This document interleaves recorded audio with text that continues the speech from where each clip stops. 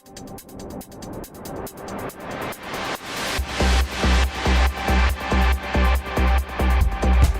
into your seats and get ready.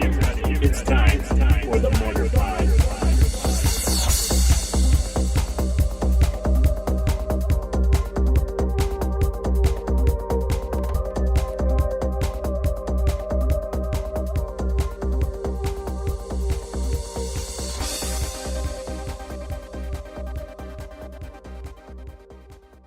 Hey everybody, Alex Stephenson from SeemsGoodMagic.com here. Welcome to this week's episode of the Mortarpod, your weekly video podcast for completely custom Magic the Gathering sets. And this week we've got a pretty good one, and he's actually going to be making a return very shortly.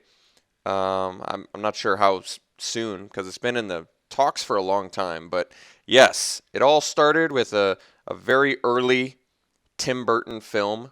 I believe it was Tim Burton's first big budget film. He had done something called Frankenweenie, which is about this Frankenstein dog years and years ago.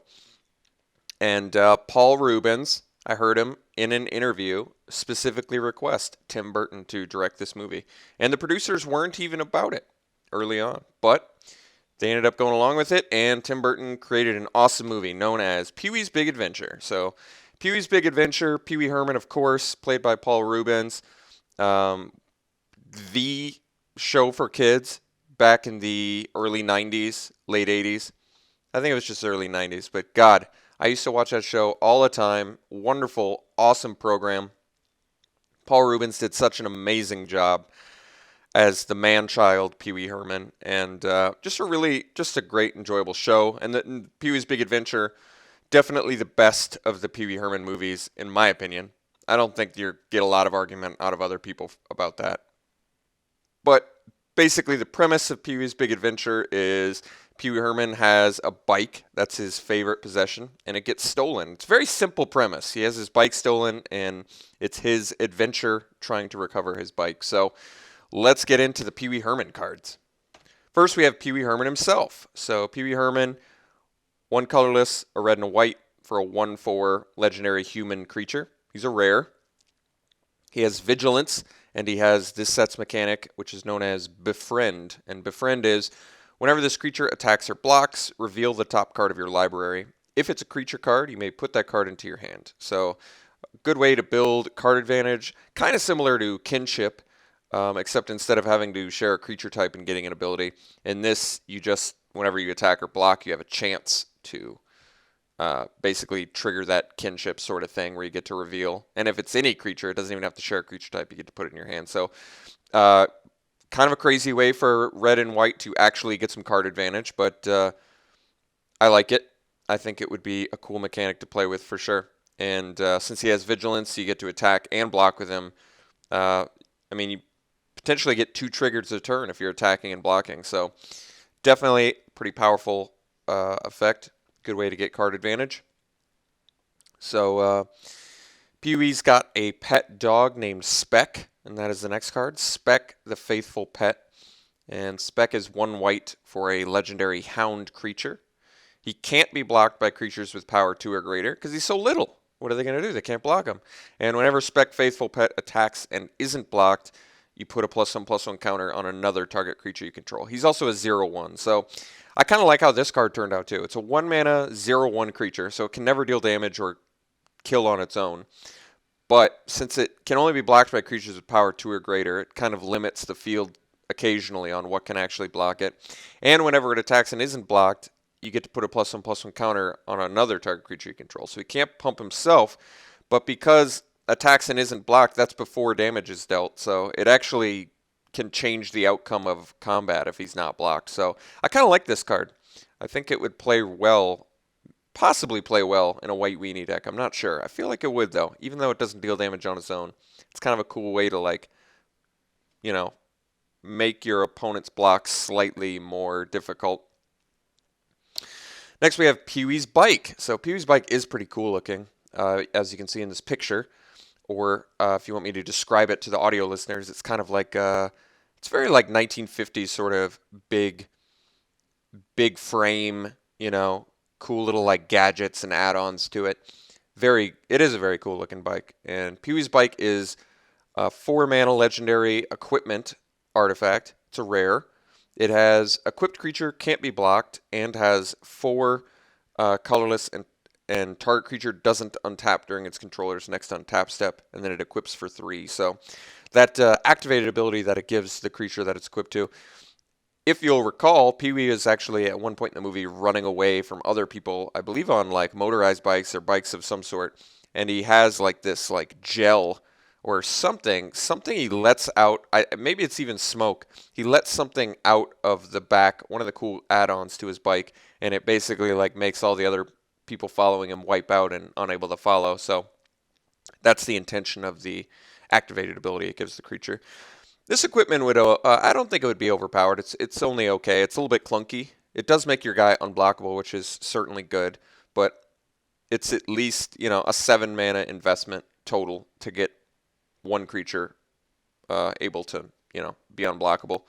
But giving that 4 mana activated ability is actually very good too, because your guy can't block or can't be blocked, and then he can shut down any of the creatures you're cracking back with, like the biggest one. So pretty good in like a grindy sort of race. Next we have Francis the Spoiled Brat, and this is the main antagonist of the movie. Francis is not a friend of Pee-wee's. It seems to be some sort of spoiled, rich enemy of. He's like another man-child, though, it seems like. Because he looks like he's about 30 years old, and he still lives with his dad, and I don't know. He's weird.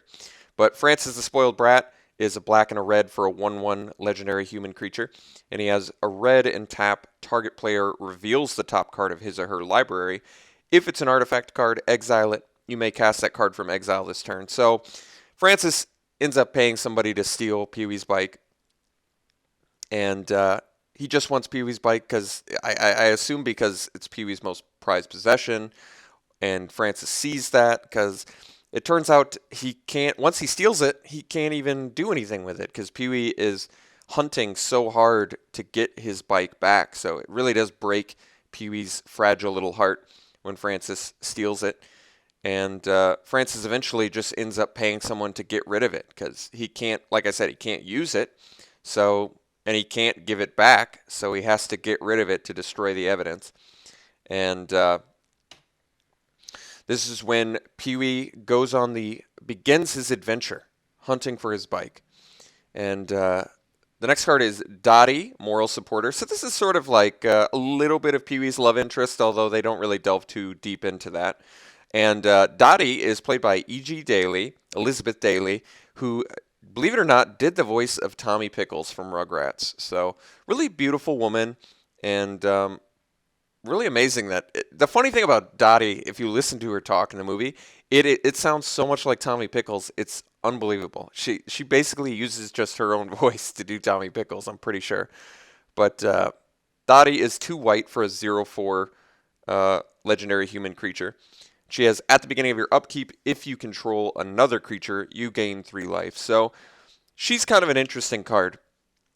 She wouldn't actually be very good for like a blue-white control, because even though she gains life and she's a good blocker, it requires you to have other creatures. So the only place I really see this card being good would probably be in a white weenie deck in a sideboard as sort of a way to combat other aggro decks, like maybe against a red deck wins, or a boss sly deck, since she could block, and if you're going to be playing other creatures, so she gains you life as well, and she's hard to kill. So I think that's the only place she would really be good. But definitely, she's just supposed to be a card that's helping Pee-wee, which is what she's trying to do throughout the movie. So Pee-wee, gets Dottie to help him, and he has a meeting, and he's trying to collect evidence, and his investigation is really leading to no conclusions at all. So he ends up going to a fortune teller named Madame Ruby, who is the next card. And Madame Ruby is a colorless and a blue for 0/2 legendary human wizard creature. She's a rare. She has tap, choose land or non-land, then target opponent reveals the top card of his or her library. If it's the same as your choice, target creature you control can't be blocked this turn. So Madame Ruby is straight up just a con artist. She has a glowing, glowing ball that she just flips a little switch and it turns the light on. She takes Pee-wee's wallet to glean the information. So she actually does, talk about the bike, but it's only because she can see in Pee-wee's wallet that he's obsessed with his bike from pictures and stuff like that. So Madame Ruby eventually, just off the cuff, based on clues in her environment, tells Pee-wee that his bike is in the basement of the Alamo. So Pee-wee, of course, convinced that Madame Ruby is telling the truth, goes relentlessly on a quest to Texas to go to the Alamo. So he begins hitchhiking, and he encounters Mickey the Convict. So Mickey the Convict is 2 colorless and 2 red for a 2/3 legendary human rogue creature, a rare. He has Intimidate, and when Mickey the Convict enters the battlefield, another target creature you control gets +1/+0 and has Intimidate for as long as you control Mickey the Convict. So almost like a little bit of a soul bond sort of effect, where it's you come in and as long as you have him, he gives another guy Intimidate.